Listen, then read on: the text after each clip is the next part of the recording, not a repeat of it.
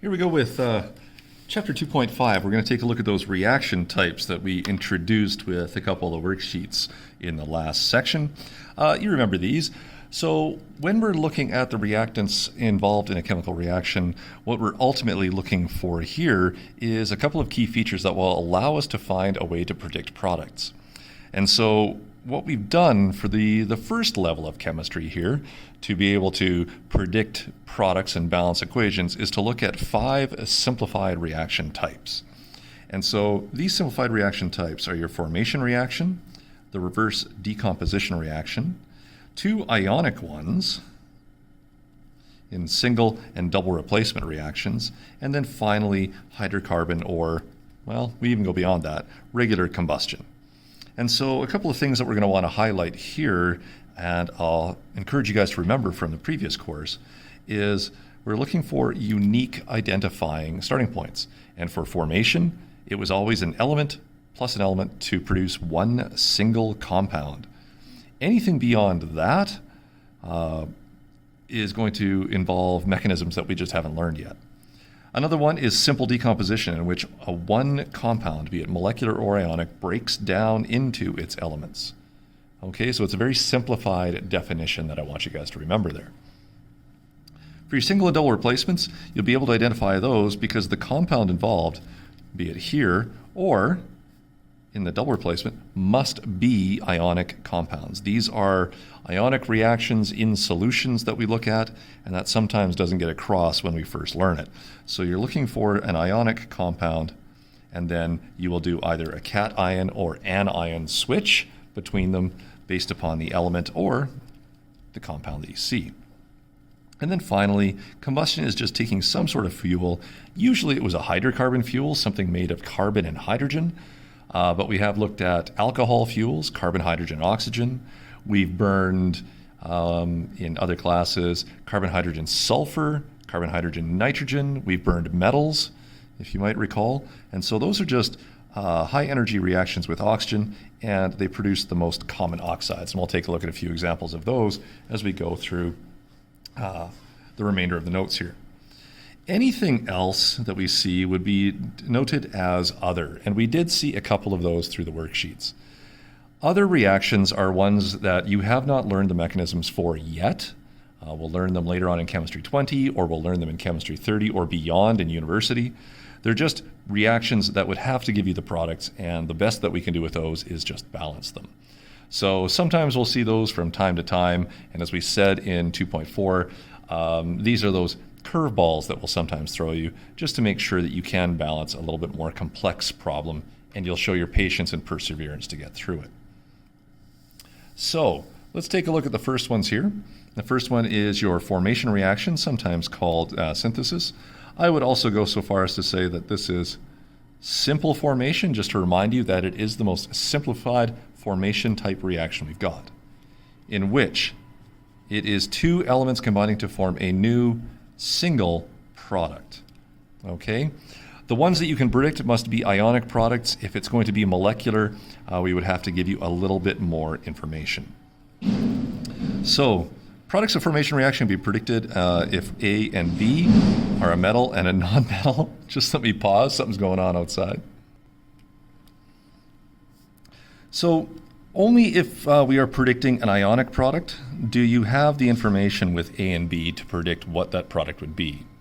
For our both reactants are metals, we have not learned any skills yet to predict alloys. If both are non-metals, there's too many different combinations of how, let's say, nitrogen and oxygen can combine to know which one you would get. Okay, so in those ones, don't worry about it. The product would have to be given, or more information would have to be provided to give you the specific product. So really, A plus B is metal plus non-metal to give us an ionic compound, and that's our simplified or simple formation reaction. All right, we can see an example down here. Sodium metal reacts with chlorine gas. All right, so sodium metal, we know that one is elemental. It should be solid. Chlorine gas is one of our diatomic gases, so it's Cl2. And so we're trying to figure out what we would get here. So sodium as a metal, chlorine as a nonmetal should react to form sodium chloride, right? In which we do some rough work over here. Na is a positive ion, Cl is a 1 minus ion, and we produce NaCl as an ionic compound. Now, without any other information, all I know is that all ionic compounds are solid, so I should just take a look at that. So now we need to make sure that we are balanced here, and again, unless it's combustion, we generally start with the highest number. In this case, it's chlorine gas, Cl2. There's only one chlorine over here, so I must double that. That gives me 2 sodiums, but only one over here, so I must double that. And now I have my balanced reaction based upon my predicted product. Okay, what I'd like you guys to do is try number 2. I'll pause the video, do that one, and compare the answer that you see in a moment. All right, so for this one, nitrogen and hydrogen are combined in an exothermic reaction to create the fertilizer ammonia. Nitrogen is nonmetal, hydrogen is nonmetal, so this is why we had to go a little further and tell you what the molecular product was for ammonia. So nitrogen being diatomic, it's gaseous on our periodic table. Hydrogen is diatomic, and it's also a gas on the periodic table. And ammonia is NH3, and you remember from your memorized list that it is also a gas. From there, we've got some balancing to do because we can see that the nitrogens are out of whack and the hydrogens are out of whack between the reactants and the products. So 3 hydrogens here, 2 here. The only way they become equal is at the lowest common multiple of 6. So I'll triple this one and double this one. That now gives me 6 hydrogens on each side and 2 nitrogens and 2 nitrogens. So we're good. All right, there we go. That's formation. Oops, that's not what I want. There we go. Next one is your decomposition. And again, I would remind you that this is simple decomposition. All right, the only decomposition reactions we can predict at this level would be to have a single compound, it could be ionic or molecular, and decompose it into its respective elements. Okay, if something decomposes into a compound plus an element, for us, that is another style of reaction and impossible for us to predict at this level. So, it can be helpful to think of decompositions as that opposite of formation, in which you're going compound to element plus element, rather than element plus element to compound. So we've got 2 here that we can try, and for the first one here, we've got lead 2 oxide, so I need to figure out what that looks like. I can see that it's metal and nonmetal, so I know it's ionic, and so lead 2 is Pb2 plus, oxide is O2 minus, and so I see that 1-to-1 ratio here to give me PbO. It should be a solid since it's an ionic compound, and all ionic compounds at room temperature are solid. We would have to look at solutions or other things, or give you more information about any sort of different condition for that.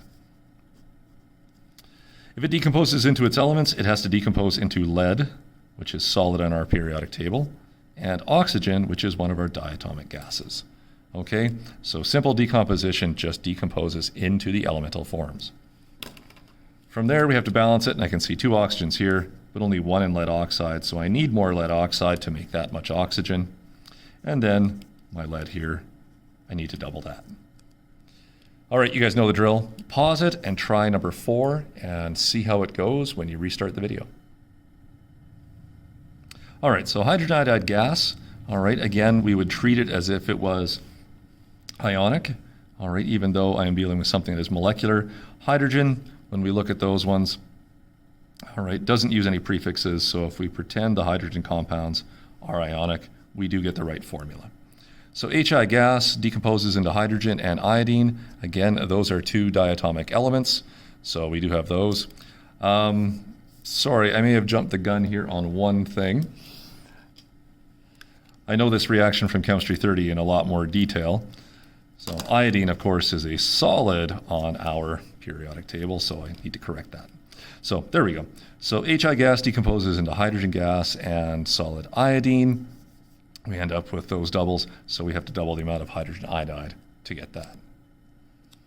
Hope this is going well for you guys. The next one here is your single replacement reactions. And again, things to highlight here, we are replacing something. What are we replacing? Well, when we identify the reaction, it's a reaction between an element, and this could be metal or nonmetal, and an ionic compound. So depending upon which element is available, it'll either form cations or anions. It will replace the cation or anion in the compound, and that is the one that is replaced. So if, for example, a metal reacts with an ionic compound, so this is a metal right here, then it is going to replace the metal A in that compound to create a new compound and a new element. If it's a nonmetal that reacts with the ionic compound, so this one over here is nonmetal now, then it's going to react with the compound here to replace B, which is generally the position of your nonmetals, and we get a new ionic compound and a new non-metallic element. Okay, so the replacement is very straightforward. All right, we'll take a look at the examples. And so we've got a few here. First one here is magnesium metal is reacted with hydrochloric acid. So I do have magnesium. We're told that it's a metal, so that must be solid, as given by the periodic table. Hydrochloric acid would be aqueous hydrogen chloride. So I can take it this way. So aqueous hydrogen chloride. And from this point, remember that when dealing with our hydrogen compounds, we treat them as if they are ionic. Please remember they're always molecular. But if we pretend the ones that are potential acids here, or acids, known acids like this one, as ionic compounds, then H must be plus, Cl minus, and so you're left with that 1-to-1 ratio. And so we're left with HCl, and make that one aqueous, because we know that all acids must be in solution. So now we have to predict our products. So I see a metal here. Hydrogen would behave as the metal in the compound, so hydrogen must get kicked out as magnesium goes in. So if hydrogen gets kicked out, then it should be H2 gas. And then what sort of ionic compound does magnesium and chlorine form? Well, magnesium is a 2+ ion, chloride is a 1- ion, and I think we can see the 1-to-2 ratio there to get MgCl2. Now, I haven't talked about it yet, but we do have a solubility chart for ionic compounds now that we know that this one is in solution. All right, that comes up in 2.6, but we might remember that our group 1 and group 2 metals form very soluble products, and so that would stay in solution. All right, if we were leaving that blank here for 2.5, that would be fine. So now we have the remainder here. We've got a couple of ones that are doubled up here. We obviously don't have enough reactant. So if I start with chloride, just because, it doesn't really matter. I have 2 chlorines here, 1 chlorine here. I will have to double this up.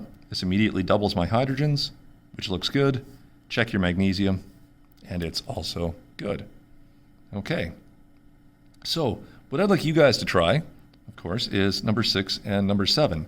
We have another one with metals here. We have another one with nonmetals, and see what you can come up with. So for this one, solid copper is bathed in a solution of silver nitrate. Sounds very relaxing and soothing, doesn't it? So there's your solid copper. Silver nitrate, silver is a 1+ ion, nitrate is a 1- ion, so there's your 1-to-1 ratio. It's in a solution, so it must be aqueous. You can see that you have 2 metals, so silver and copper must trade places. So silver gets kicked out to be elemental, and then copper must bond with nitrate. When you look at your periodic chart, the most common ionic form of copper is the 2+ ion. Nitrate is still 1-, so there's your 1-to-2 ratio, and the brackets become necessary. Again, we're in solution, and something you might recall from Science 10 is that nitrates are always soluble in solution, so this must be aqueous as well. Again, if you didn't remember that at this point, I'm not too concerned. The end of this lesson talks about how we get these ones in solution. The production of bromine liquid, oops, I guess I forgot to talk about the balancing. 2 nitrates here. I got to have 2 silver nitrates to fix that, and then 2 silvers to balance out my silver nitrate. Here we have one. It says the production of bromine liquid can be accomplished by the reaction between chlorine gas and sodium bromide salts. I should say that these salts are in solution. So chlorine gas and sodium bromide salts are my 2 reactants. So there's Cl2 gas, and then there's the NaBr. Sodium is a 1+ ion, Br is a 1- to give us a 1-to-1 ratio. You can see you have 2 nonmetals this time, so chlorine must kick bromine out. So bromine, being one of the diatomics, is Br2 liquid. And then we must make the remaining ionic compound between sodium and chloride. Na is a 1+, chloride is a 1-, there's your 1-to-1 ratio. And so with 2 chlorines, I need 2 sodium chloride. I need to fix my sodiums now, 2 sodiums to give me 2 sodium bromide, and then that does fix my bromines. All right, so there's single replacement reactions. I hope that is familiar to you. We do have another one here. We'll take a look at double replacement, and it's the same thing. The difference here is that we don't have a single element to decide which one gets replaced. Since we have 2 compounds, it's just easier to think about this as the cations switching places. All right, the double replacement reactions, my old chemistry teachers called the cation switch, because you had a cation and an anion in each of these 2 ionic compounds. So again, they are ionic. These things do take place in solution for the most part. And so ionic compound AB, ionic compound CD, just think about A and B switching places, all right, or B and D switching places, doesn't really matter, but we do get 2 brand new compounds out of this. Acid-base neutralizations, while not ionic, since we do pretend acids are ionic and our bases so far are just ionic hydroxides, we can treat them the same way. All right, HX is a general notation for our acid. All right, there's YOH, your hydroxide with some other metal.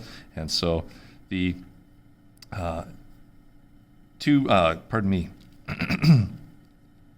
metals and nonmetals, so Y would kick out H here in order to create some sort of ionic compound as XY, and water would be formed.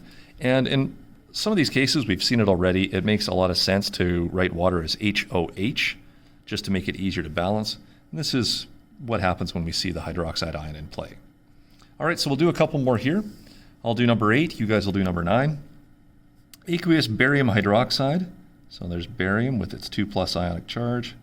Hydroxide is a 1-, so we can see BaOH2 as our neutral ratio. Is mixed with a solution of sodium sulfate. Sodium is a 1+. Sulfate is SO4 2-. And so we have a 2-to-1 ratio. Whoops. There. So there's our 2 ionic compounds. Switch the anions, switch the cations, doesn't really matter. So barium comes over here with sulfate, and then sodium comes over here with hydroxide. And so if I do the sodium hydroxide, they're both 1-to-1, so that's nice and easy. And then barium with sulfate, that's a 2-to-2. So you get another 1-to-1 ratio. All right, we take a look at this one. We would look it up, and it stays in aqueous state. So 2 hydroxides, only 1 hydroxide here. I'll double this. That gives me 2 sodiums. Oh, look, 2 sodiums. That's all right. Check my sulfates. There's 1 here. There's 1 here. I'll check my bariums. 1 here and 1 here. So that is now balanced. Okay, so pause the video. Try this neutralization reaction between sodium hydroxide and hydrochloric acid, and we'll see how you do in a moment. So here you go. Aqueous sodium hydroxide. Sodium is a 1+, hydroxide is a 1-, so there's your NaOH aqueous. Hydrochloric acid, as we saw before, was aqueous hydrogen chloride, which is HCl. You'll start to memorize these if you haven't already. And then just H has to replace Na. Na replaces H. So sodium chloride is formed and water is formed. And when you look at it, everything is balanced already. So for the first time in all these examples, we have one in which the skeleton equation is actually the balanced equation, and we didn't have to do any fixing. All right, so there's double replacements. Last one we need to look at here is complete combustion reactions. So these are a little bit unrealistic in the fact that they don't produce any inefficient products. We'll take a look at inefficiencies a little bit in Chemistry 30. But combustion reactions are one type of reaction involving carbon-containing molecules for us.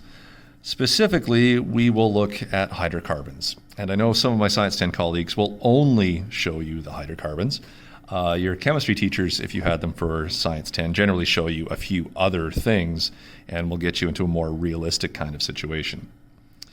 So if our hydrocarbon is well refined, purified, and burned in the presence of an ample supply of pure oxygen, we can force nearly complete combustion.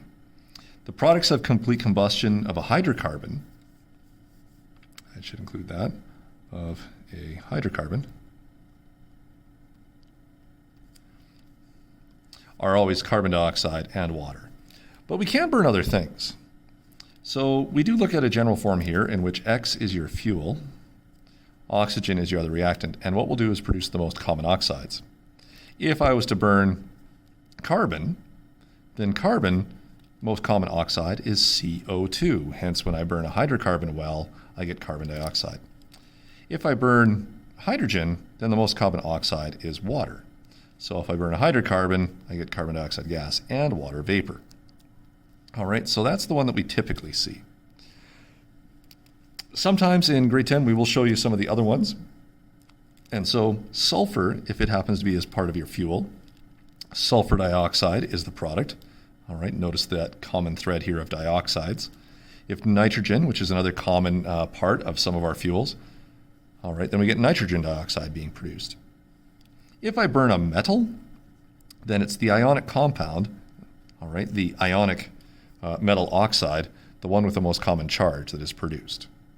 Okay, so we'll take a look at some of those as we go through the examples. Now, we did see these hints when we were talking about dealing with the balancing of these ones.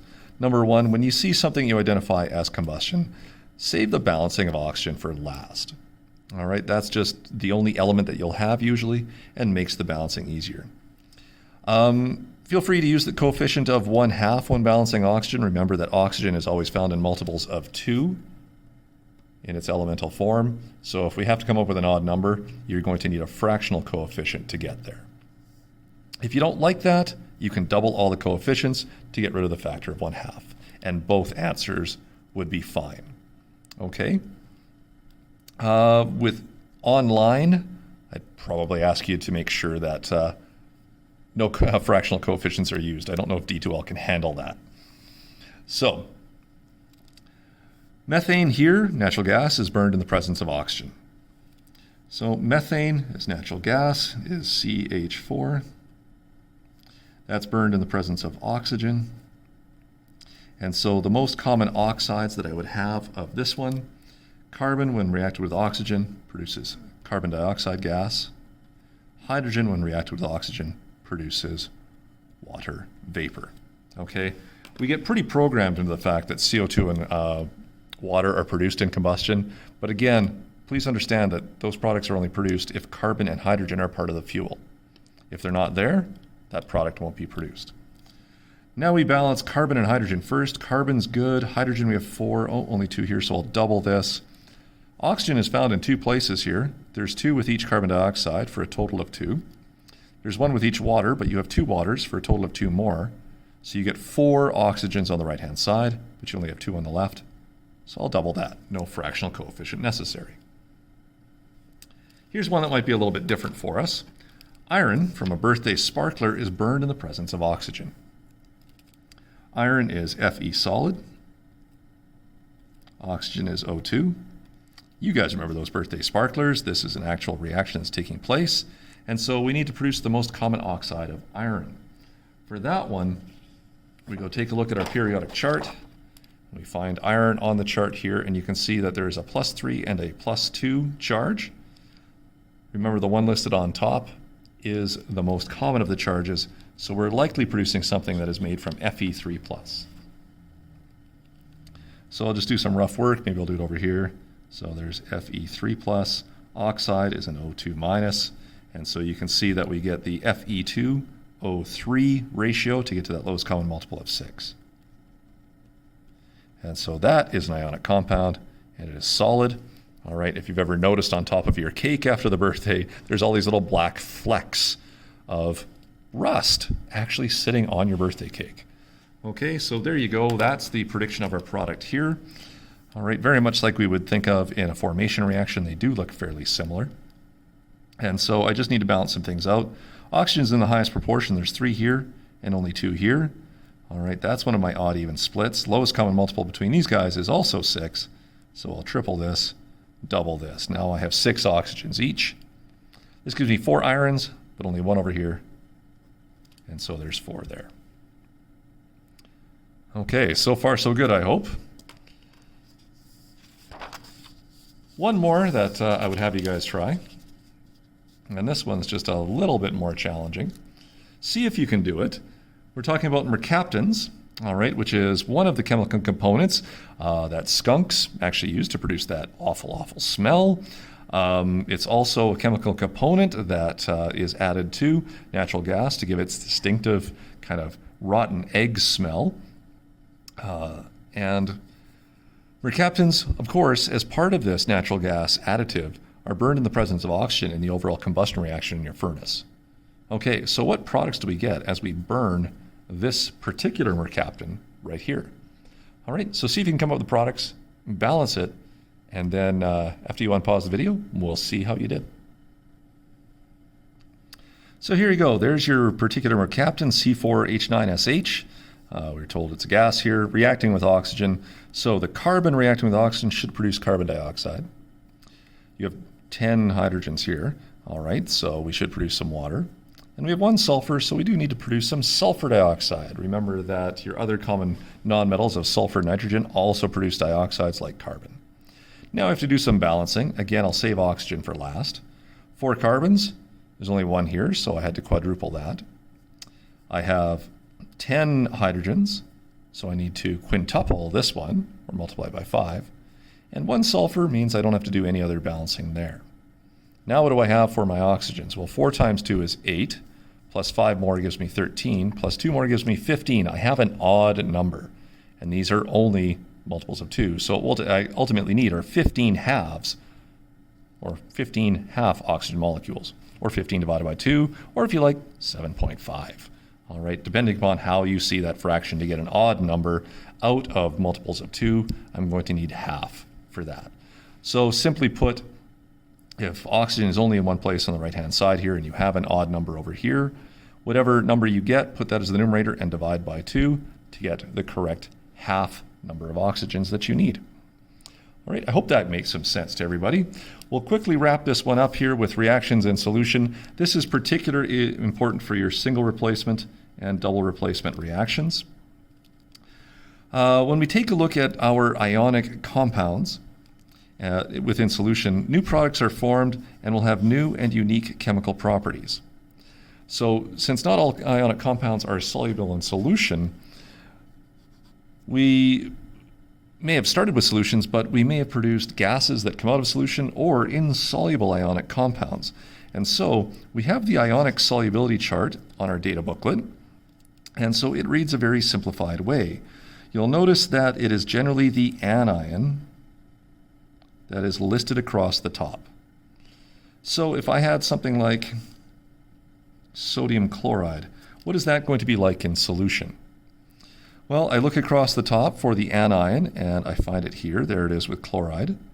And then I look to see what things are very soluble with chloride, and therefore aqueous in solution, or what things aren't very soluble with chloride, and therefore form precipitates in solution. So if I take a look at this, I've got chloride. I'm looking for where Na might be. It says most things are soluble. So I just look down here for the exceptions. Is Na plus one of my exceptions? No, it's not, so that must mean Na is up here in the most category, and so sodium chloride will be an example of an aqueous ionic compound. If I take a look at potassium sulfate, all right, I can take a look at that one. Again, sulfate would be our anion. It just happens to be polyatomic. That's okay. So I look across the top here till I find sulfate. Much like the last one, most things with sulfate here are going to be, what do I want to say here, soluble with whatever cation they're with. And so I look down here to see if the cation that is in this exact compound is one of my exceptions. No, it is not. All right, so that must mean potassium sulfate is also aqueous. Another one that we could take a look at here is to look at, let's say, calcium hydroxide. All right, so for calcium hydroxide, we want to see where things are.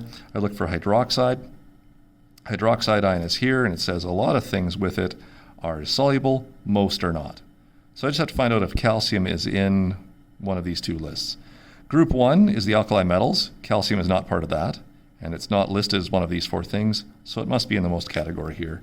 And calcium hydroxide is hard to dissolve in water. For the molecules, all right, we gave you a memorized list. With that, then, in your memorized list, we do give you the states at room temperature. You now have a new table on page 61, which tells you which ones are soluble and which ones are not. Okay, so lots of practice for this one. Page 58 to 64 has some good readings for you. Try the textbook questions on page 59 and page 64.